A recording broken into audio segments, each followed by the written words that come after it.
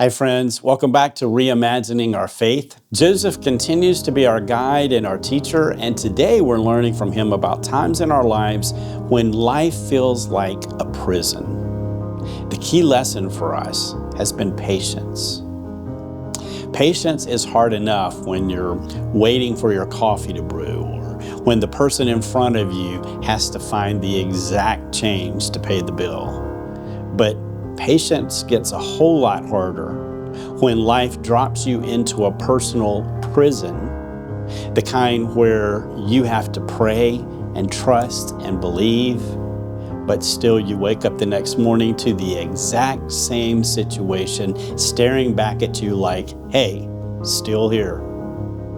You pray again, you trust again, you wait again, and then your brain starts offering other kinds of suggestions, like doubt. Maybe God didn't hear me. The prayer bounced off the ceiling. Or maybe fear. God did hear me, and maybe God said no. Or maybe uncertainty creeps in. I thought I knew God's will, but now I'm not so sure. Maybe haste.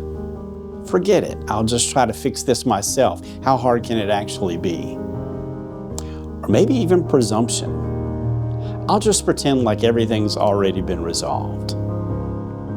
Waiting on God can feel like spiritual torture.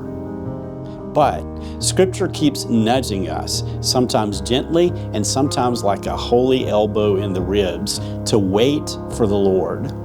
Not because God enjoys watching us squirm, that's not the point, but because something is happening even when nothing looks to be happening.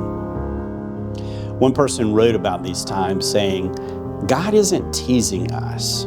God's not dangling answers like cosmic carrots. God is overseeing our lives with patience, not punishment. And when nothing seems to be happening, something actually is. Your faith is growing roots. So, what do we do while we wait? Well, again, we look to Joseph. We rest, we trust, we breathe. We remind ourselves that God is not late, God is thorough. And we let this season grow a faith that doesn't just get things from God, but knows God. Because sometimes the prison door opens later than we want. But when it does open, we walk out stronger than we ever expected, even with a reimagined faith.